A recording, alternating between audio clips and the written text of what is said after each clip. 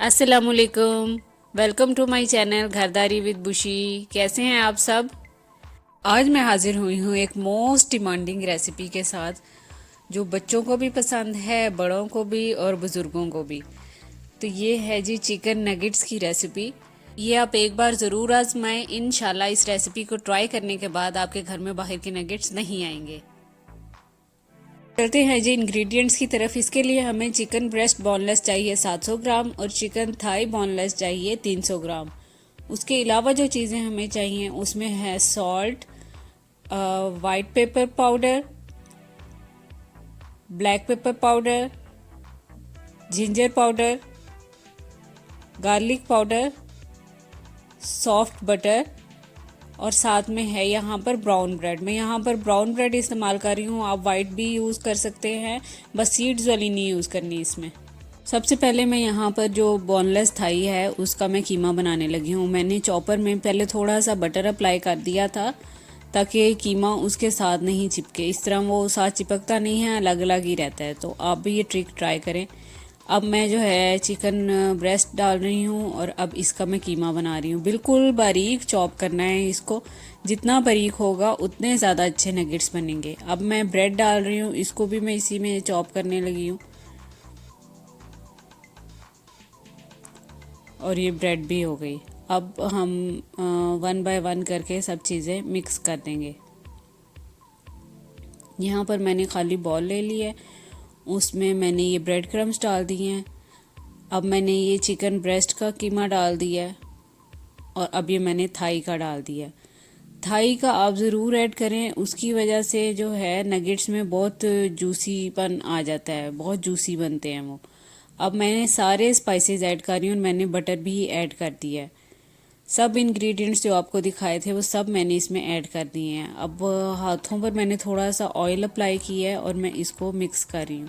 बाज़ार वाले नगेट्स में चिकन की स्किन यूज़ होती है इसको सॉफ्ट बनाने के लिए, तो मैंने उसको बटर से रिप्लेस कर दिया है। इसको अब मैंने कम से कम भी 15 मिनट गूंदा है और फिर ये इस फॉर्म में आ गया है। अब जी चलते हैं कोटिंग की तैयारी की तरफ। यहाँ पर मैंने 2 टेबल स्पून मैदे के डाले हैं जो प्लेन फ्लोर होता है उसके, और 2 टेबल स्पून अब मैं कॉर्नफ्लोर के डाल रही हूँ। इसमें अब मैं थोड़ा सा सॉल्ट मिक्स किया है, थोड़ी सी ब्लैक पेपर डाली है और अब मैं ऐड करने लगी हूँ ब्रेड क्रम्स। ब्रेड क्रम्स का आपने ध्यान रखना है कि बिल्कुल वो पाउडर फॉर्म में भी ना हो और बहुत ज़्यादा मोटे कुटे हुए भी ना हो, नॉर्मल हो, तो फिर ज़्यादा अच्छी उसकी कोटिंग बनती है। इसको बहुत अच्छी तरह से आपने मिक्स कर लेना है। सब नगेट्स के लिए ये काफ़ी होगा।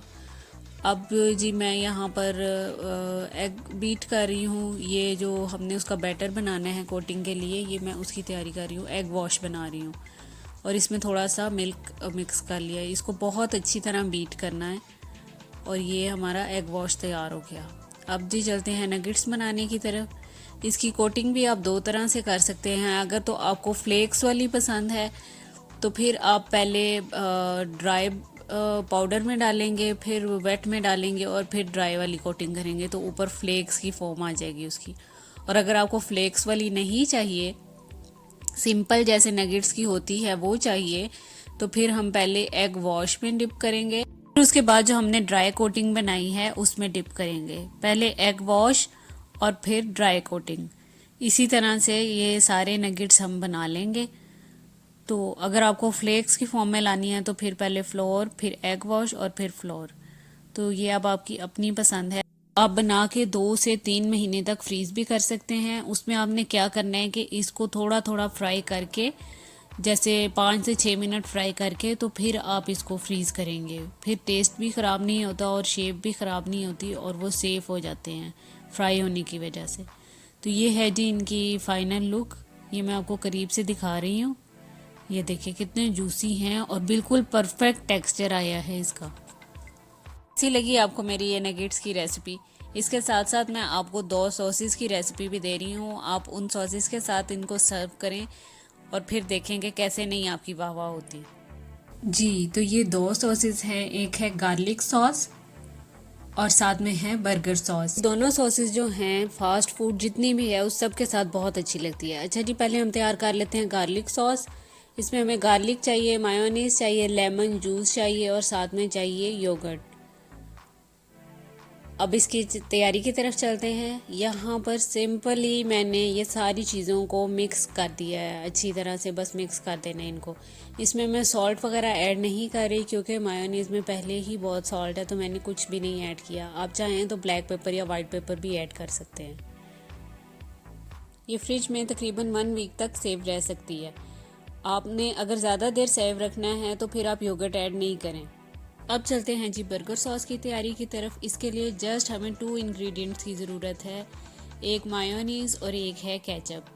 अगर 2 टेबलस्पून मायो हम यूज़ कर रहे हैं तो 1 टेबलस्पून केचप हम लेंगे। जितनी मायोनीज़ है उससे हाफ़ क्वांटिटी में हमने केचप लेनी है और इनको मिक्स कर लेना है, और इसमें कुछ भी ऐड नहीं होना। विनीगर वगैरह भी सब केचप में ऑलरेडी होता है। तो उम्मीद करती हूँ आपको मेरी आज की रेसिपीज़ भी पसंद आई होंगी। अपना फीडबैक ज़रूर दें। इंशाल्लाह फिर मिलूँगी कुछ और मज़ेदार सी रेसिपीज़ के साथ। तब तक के लिए अल्लाह हाफिज़।